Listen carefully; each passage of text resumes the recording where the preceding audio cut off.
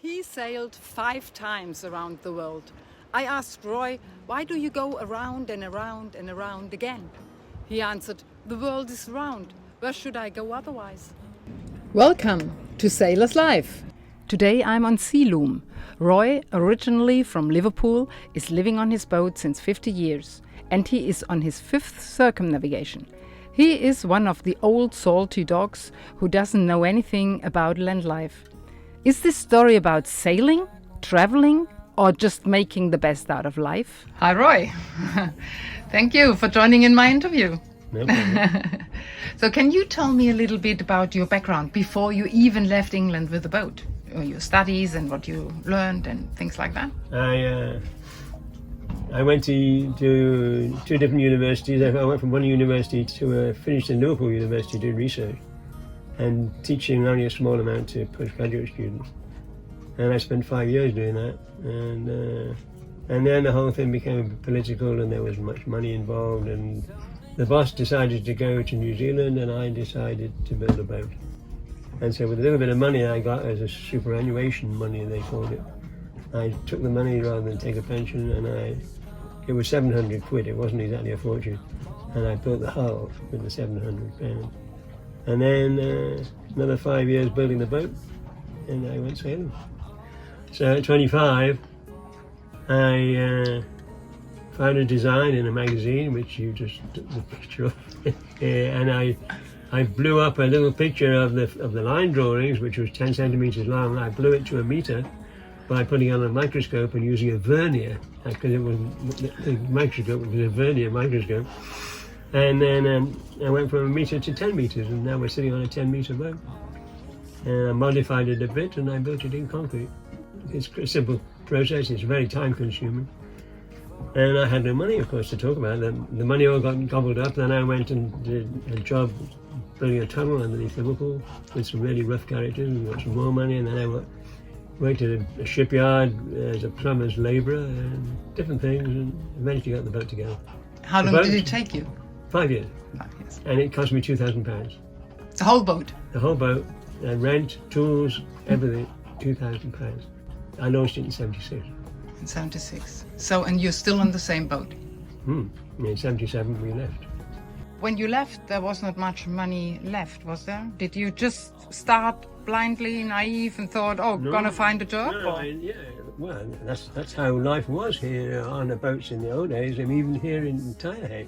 It was try and find some work or something, you know. There were 5 boats here, and we were all doing something or other. Yeah, I had a business catching lobsters. It was interesting stories. You have a little drawing here we can have a look at, where you can explain me how you did your tour, where you've been so far. Yeah, this is a friend of mine made this map when I wrote the book. So here we are. We're going that way because we're going west. So here's Britain. 1970s start. 77 we came down to the Spain, Canaries, into the Caribbean, Cayman Islands, lose the mast, and back again. Then we came back again the next year and carried on. Worked in America for a short while, across here. First stop in the Marquesas, here in 1983. And now we're in the Pacific. Yeah, so the Marquesas in 1983. 5 yachts, no cars, well, virtually no cars. And then on the way down to Tonga, New Zealand, Australia. Worked in Australia in Sydney as a paper chemist. From there across to Chagos, where it's a bit difficult to go to now in Chagos. Now we're in the Indian Ocean? Okay. Yeah, Indian Ocean, Dar es Salaam. Dar es Salaam, I lost my crew. She sadly died, but that's another story. And from there on down to Richards Bay, to Cape Town, where I found another nice girl, and she came with me all the way across back to the Caribbean. Eventually through Brazil, we stopped in Brazil. Then by 2000, we're back in Grenada, back in the Caribbean again. So second time back. So then we start again.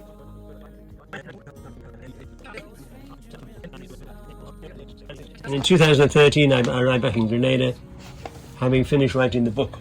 So I wrote that was the 3 trips. So what do you think? What is the place you liked most? Well, this is one of my homes here. That's here. Yeah. Now we are in Nukuhiva and Marquesas Islands in Tauhara. And I have family, friends here and so on, you know. Are you considering to stay somewhere now when you get older? Last time I was in Aratika, my friend's father-in-law, he owns a number of little islands in the atoll, around the atoll, and he owns little houses on them, and they've all got some big solar panel arrays. And he said, "Help yourself, choose one you want." But would you like to live on land? I mean, your boat is perfect, isn't it? Nearly 50 years on the boat now. To move ashore would be really hard work. That's a lot of people have been sailing, but I've never been on land. What do you think about your health? Now you're getting older. Do you need to be near hospitals or doctors or whatever? Do you ever think about that? No, I try not to. No. Roy, you said before then after working for other people at the beginning, you decided to do your own stuff and you started carving and doing jewelry. Do you want to show me some? I met a guy in Tonga who was actually finished off being the king's canoe maker. And he had a jewelry factory almost. He was a very good carver himself, carving beautiful big things. But he also had a lot of family and other people helping him making small jewelry, bone stuff, which was jingly janglies, and that's how I started doing it. And this is basically Tongan stuff here. I still do my own stuff, but this isn't. Normally it's made out of cow bone, but these things are a bit more exotic. This is made of whalebone. These are pearl shell from the two motors from my friend's factory. Oh, with the Marquesian cross on it. Yeah, and that's a piece of that same jawbone. Oh, right, it's beautiful. Well, and that guy there, that is a sperm whale's tooth. So at the moment you can finance your life with this. I'm retired these days. I get £100 a week. I tell you what, that's a lot of money. For me, that's more money than I ever spent in my life. And when we're talking about the financing of sailing, in those early days, nobody was retired. Really nobody. And these days, 99% are retired people who have the money and they've got nice yachts. In the early days, it was more somebody got some scruffy old boats together, and they had a skill or an ability to earn money in these obscure places.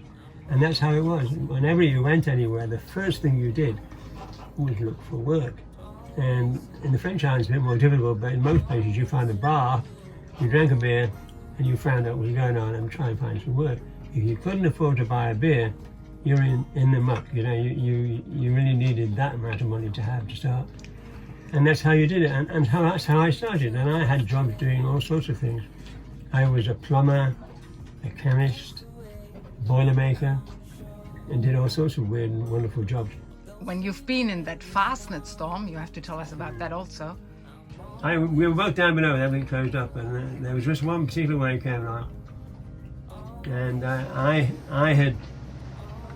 went outside because the self-steering gear had not corrected the broach. We had gone sideways onto the previous wave, so I was trying to push it straight again. And I looked up and this wave was honestly breaking at the top of the mast and then it dropped on me. And so I grabbed hold of the bar in the cockpit and the boat basically went underneath the water, and end of story, and came back up again. Do you still sail with a sextant? If you look behind you, there's the electronic equipment. There are two GPSs there. One of them, the screen doesn't work, and the square one at the top is an AIS, which is, for me as a single-hander, is a brilliant piece of equipment. I've had that for a few years now. That gives me the opportunity to sleep more easily at night because it goes bing, bing, bing, bing, and a ship comes on. What advice would you give to someone who's interested in a similar lifestyle or considering sailing as a way of life? It's too late. Really, really too late. That's it. End of story. It's too late. Yeah. It's done with. I think within a few years' time now, you're going to have to be a very rich man to be able to afford to do it. I mean, just now, Bora Bora has closed to any yachts unless you pick a mooring up. And I should imagine the mooring, I wouldn't be surprised the mooring probably $50 a night. It is. Just to pick up a bloody mooring. Yes. And in the old days, I would go around the far side. There were no hotels on the motors, just pure sand. And my friends lived there on one of the motors. So, Roy, if you look back in your life at sea, what are you most proud of? Proud? I'm not Yeah. proud at all. Okay. Not proud, but happy. Yeah, I arrive in Tonga. I arrive in Nuku'alofa in Tonga. I walk into the bar. The barmaid's beautiful, smiling girl. Go, hello, Roy. I sit down and my beer's already there waiting for me. 10 years on, and there's not a problem. Looks like you are a person who knows how to make best of life, huh? I'm fairly independent of most people. And now I'm just cruising around, seeing my old friends. And Yeah, Roy, thank you very, very much for sharing your great stories with us, with me. my coffee, your pamplemousse. Thank you very much. Roy wrote a book about his first 3 years called Around and Around and Around. It's written just the way he speaks, full of interesting stories about sailing life in the old days. You find the link in the comments. If you have any more questions that we haven't discussed yet, please write them in the comments so that I can ask my next interview partners about them. Subscribe my channel Sailors Life if you want to hear more facts, experiences and stories. Give me a thumb up and press the bell if you don't want to miss any of these informations.